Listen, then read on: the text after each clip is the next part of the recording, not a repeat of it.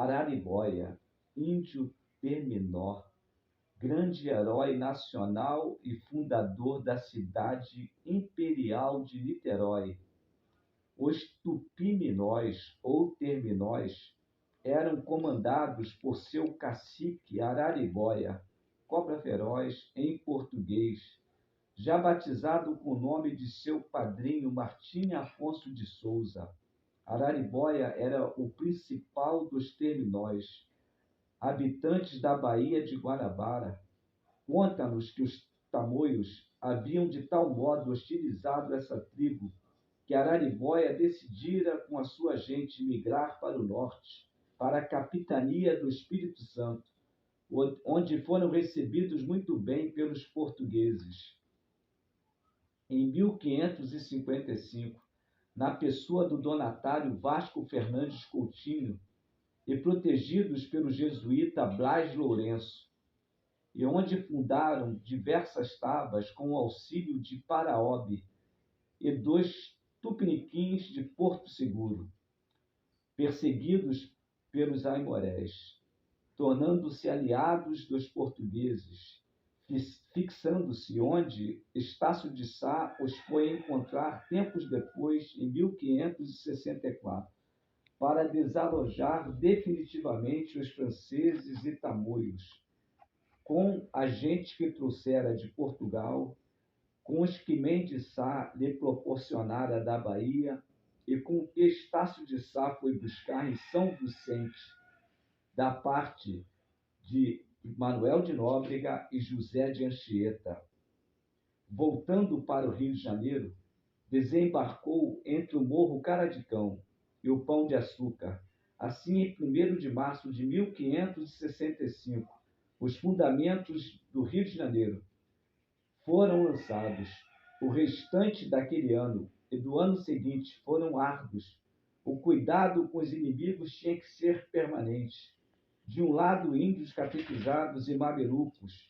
De outro lado, os tamoios, aliados dos franceses.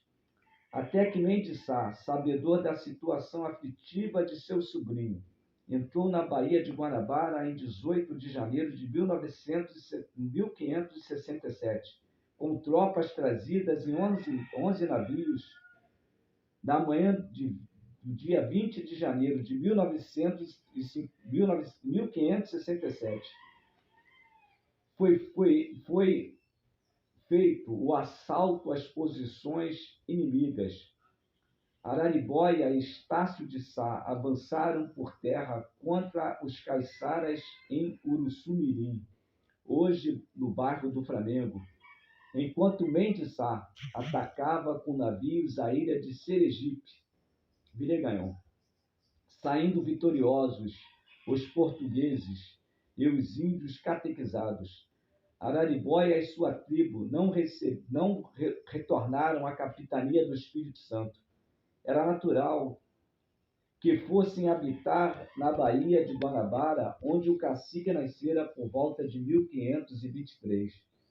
Mendes Sá achou vantajoso deixar os terminós por perto da cidade para ajudar em sua defesa, conservando-os onde hoje fica a Ponte dos Marinheiros, na época um extenso mangue. Antes de partir, porém, Mendes Sá atendeu uma petição formulada por Araribóia, no sentido que lhe fossem entregues como pagamento pelos serviços prestados por ele e sua gente a Estácio de Sá, na luta contra os franceses e tamoios, uma das terras da Banda da Além, isto é, do outro lado da Baía de Guanabara, hoje Niterói, que ia desde as barreiras vermelhas que se estendiam da praia de Boa Vista até a ponta de Gragoatá. No mesmo ano de 1568, Araribóia transferiu-se para o outro lado da Bahia, mas a posse solene da terra teve que ser adiada, pois Araribóia, mais uma vez, teve que mostrar o seu valor como guerreiro sustentando novas batalhas contra os franceses e tamoios, no próprio local das suas terras, em Niterói, e também em Cabo Frio, onde conta-se que numa luta travada em pequenas barcas e canoas, Araribóia veio em auxílio de Salvador Correia de Sá, que caíra no mar em pleno combate, tendo-o salvo o bravo cacique, agarrando-o pela cintura no momento em que o governador se afogava. Noutra ocasião, os tamoios de Cabo Frio, por vingança contra Araribóia, entraram pela Barra do Rio de Janeiro e foram até a enseada de São Lourenço, na aldeia de São Lourenço, mas Salvador Correia de Sá, avisado a tempo, acorreu em seu auxílio, e, e ambos, mais uma vez, em ação comum, afugentaram os invasores. Narrativa de Vieira Fazenda. Finalmente, deu-se a posse das terras a Araribóia e aos Terminóis em 22 de novembro de 1573, com assistência de várias autoridades, entre eles o governador do Rio de Janeiro, Cristóvão de Barros, bem como do padre Gonçalo de Oliveira, procurador do Colégio dos Jesuítas do Rio de Janeiro. Com esta solenidade teve início a aldeia, que tomou o nome de São Lourenço dos Índios, que só desapareceu no século XIX. O pagamento de Araribóia, além das terras, o cacique também recebeu um vestuário completo do próprio uso do rei Dom Sebastião, o hábito de cavaleiro da Ordem de Cristo, o posto de capitão-mor da sua aldeia, além de 12.000 réis anuais.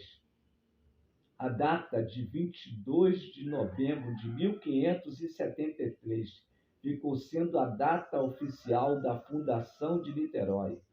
Araribóia instalou-se, pois, com sua gente, na encosta do Morro de São Lourenço. Era o capitão-mor e cacique, mas a direção espiritual daquela aldeia coube aos jesuítas, sob a orientação do padre José de Anchieta. Na base do Morro de São Lourenço foi erigida uma capela que existe até hoje, inicialmente de taipa, e que existe ainda, e que foi terminada em 1769.